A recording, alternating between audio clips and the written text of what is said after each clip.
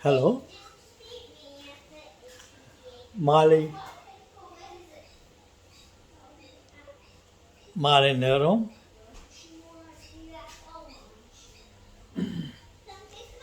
3:45. உங்களை என்ன அழைக்கிறது? மாலை மலர்களே, செல்வங்களே,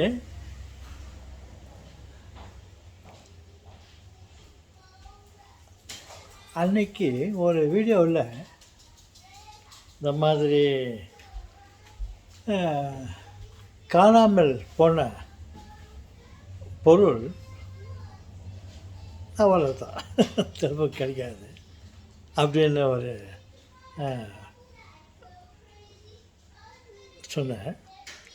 ஆனால் எனக்கு ஒரு முறை காணாமல் போன ஒரு பொருள் மணி பாஸ் கிடச்சிச்சு.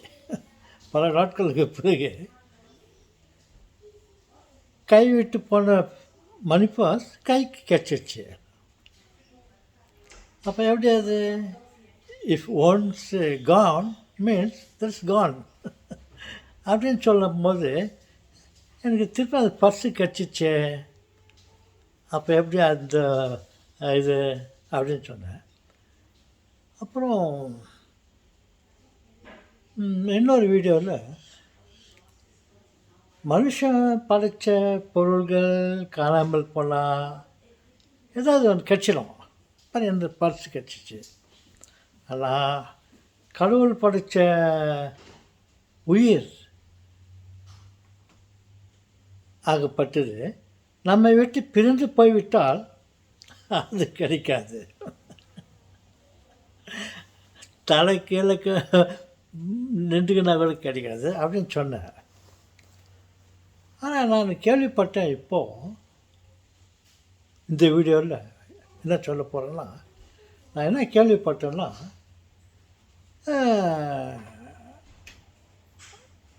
நமது மனித இனம் மாண்டு விட்ட பிறகு அவர்கள் மறுபடியும் உயிர் பெறுவார்கள் அப்படி என்று சில சொல்ல கேள்விப்பட்டேன். ஏன்னாக்கா இந்த மனித பிறவியில் இருக்கும்போது மனிதர்கள் பல தவறுகளை செய்திருக்கிறார்கள். கடவுளுக்கு விரோதமாக பல கடவுளுக்கு விரோதமான செயல்களெல்லாம் செய்திருக்கிறார்கள். அது மன்னிக்க முடியாதது.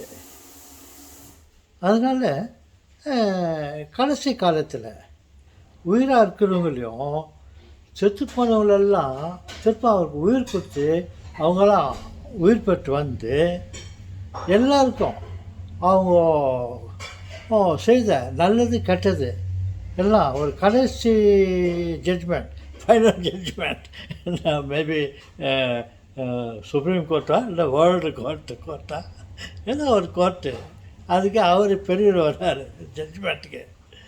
வந்து யார் எங்கள் அப்பா, சாரி நம்ம அப்பா, அவர் வந்து ஜட்ஜ்மெண்ட் பண்ணி நீ இப்போ இந்த தப்பு செய்த, நீ அந்த தப்பு செய்த, உனக்கு மோட்சம், உனக்கு நரகம் அப்படின்ட்டு அவர் டிசைட் பண்ணுவார். தப்பு செய்தவங்களெல்லாம் நரகத்துக்கு அனுப்புவார், நல்லது செய்தவங்களாம் சொர்க்கத்துக்கு அனுப்புவார் அப்படின்னு நான் கேள்விப்பட்டேன்.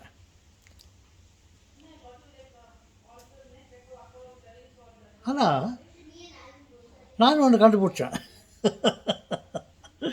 ஓலப்பல்லு தாத்தா என்னத்தை கண்டுபிடிச்சிங்க பாருங்க.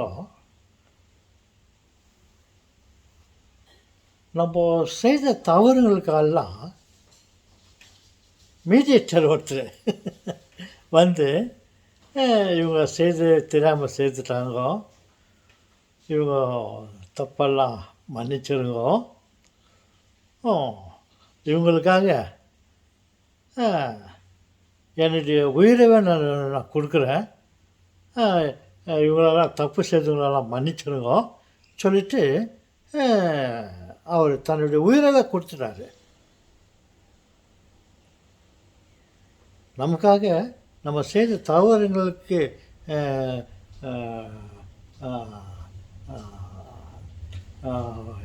பதிலாக அவர் தன் உயிரவே கொடுத்துட்டு கடவுளை கேட்டார். நம்ம என் உயிரவே கொடுத்துறேன் நான்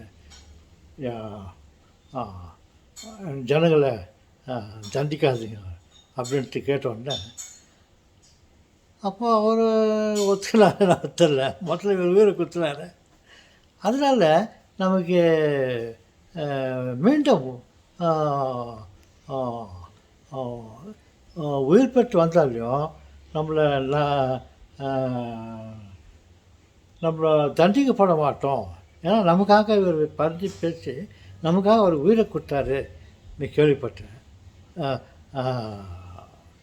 அப்படி இருக்கும்போது நம்ம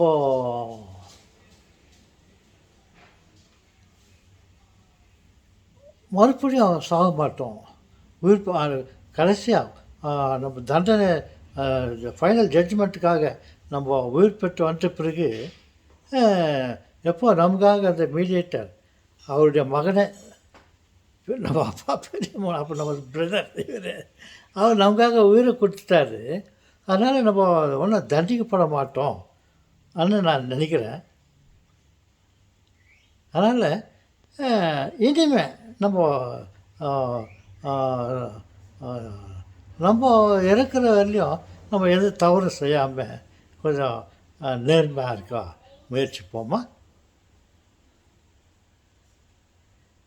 ஓகே, வணக்கம்.